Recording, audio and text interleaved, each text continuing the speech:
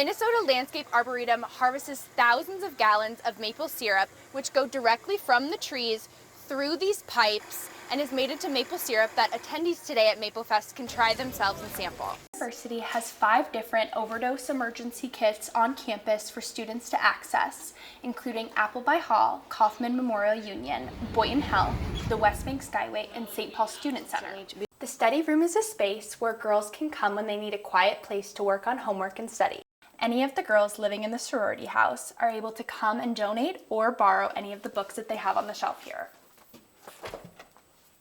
The study place here offers a quiet place for girls in the sorority to come and hang out, study, or do their homework, and has multiple desks, couches, and office supplies for use.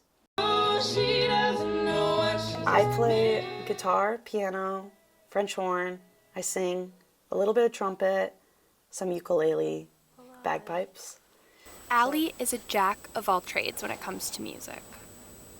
She already has 1 foot through the door with her band Clean Plate Club. She really brings the feminine side into the band, and that's really great. That's the catch. She's the only female in the band of 8. Kind of putting this band together, really wanted a singer. I met Allie. We got along pretty well, and we said, why don't you come out to a rehearsal and just sing some songs, we'll see if it's a good fit. And it went well, and we liked it, so we stuck with her. And it's been a benefit to all members. It's like the voice of reason. Like, we'll just be like doing stupid stuff, and I don't know, like kind of goofing off, and she's always like, all right, that's dumb, like let's get some work done. And for Allie, personal doubt has had its moments, but she has been able to push through with the help of her band. It's a scary career for sure, but it's becoming a little less scary as I go on. But I've slowly been able to find my voice in that sense, especially being in a band with 7 other guys. She hopes gigs like these land her a career in the spotlight. It will definitely show other girls and especially the younger generation that you can be a leader in that sense. That's kind of the goal of all of this. Allie plans to stay in Minneapolis and see where the music industry takes her, hoping to make a full-time career out of what she loves. Caroline Weier, University Report.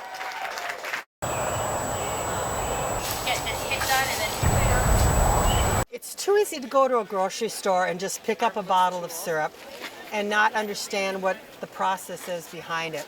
And this way you get an appreciation for Mother Nature, and then at the same time learning what they have to do to get this. The Minnesota Landscape Arboretum is known for its maple syrup production. Our best season, we actually made 180 gallons of syrup out of 400 trees.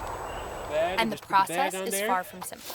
Minnesota Landscape Arboretum harvests thousands of gallons of maple syrup, which go directly from the trees through these pipes and is made into maple syrup that attendees today at Maple Fest can try themselves and sample.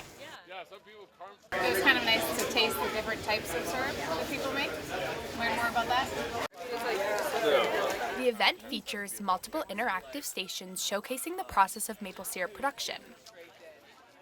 Attendees can even try tapping the trees themselves. Visitors can also visit the Maple Sugar House, where they can see the evaporation process firsthand. To go from sap to syrup is really just boiling. All you do is take the water away. So we have a big evaporator. We can evaporate about 80 gallons per hour. And the result is delicious. Even better on pancakes. Caroline Weier, University Report. More people who have it and know how to use it, the better. Especially in a campus where things can get laced or anything like that. The University of Minnesota provides students with a wide variety of health and safety resources, including drug overdose emergency kits. Overdoses can happen anywhere, so having available Narcan, easy to use, is really important. Narcan, also known as naloxone, rapidly reverses an opioid overdose. So I keep Narcan in my room, but so does the health advocate. Health advocates are students living in dorms, apartments, and Greek housing trained for emergencies. This year we did a CPR and first aid class, and we got a certification through that. We also did naloxone training, and we learned how to administer IV Narcan. However, the Health Advocates program will not be continued next year. So I think they're just realizing that students aren't using it as much as they used to. However, Narcan will remain accessible on campus. The university has 5 different overdose emergency kits on campus for students to access, including Appleby Hall, Kaufman Memorial Union, Boynton Health, the West Bank Skyway, and St. Paul Student Center. We check the Narcan box about like 4 times a day. We try to see if there's supplies, if we need to restock. Boynton began distributing free Narcan kits across campus in March. We decided to implement it here, and I think we were having like about 150 boxes like per week being taken on this campus, with potential to expand to other U of M campuses. Narcan has proven to work. Narcan does work. So I think if we're able to provide that, that is life-saving. On this campus, a saved life is only a kid away. Caroline Weier, University Report.